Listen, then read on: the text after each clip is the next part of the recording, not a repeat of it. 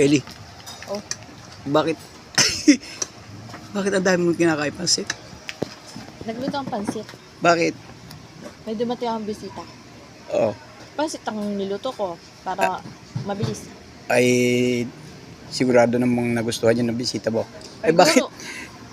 Puno ito eh. Oh, ito na lang ang tira. Ibig sabihin, kinain mo? Hindi naman. Sabi mo yun lang ang tira. Siyempre, kumain na sila. Ah, parang may halong malunggay. Wala naman. Ano yan? Okra. Ano yan? Repolyo, tsaka carrots. Kala ko birthday mo. Hindi ah. Kailan ba birthday mo? September pa. Ay, advance happy birthday. No? Tagal pa yun. Kaya nga advance eh. Kaya naman namang belated. Hindi pa nakakarating. Alokin mo ulit sila ng pagkain. Kain tayo.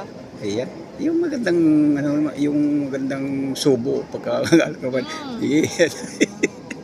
Oh.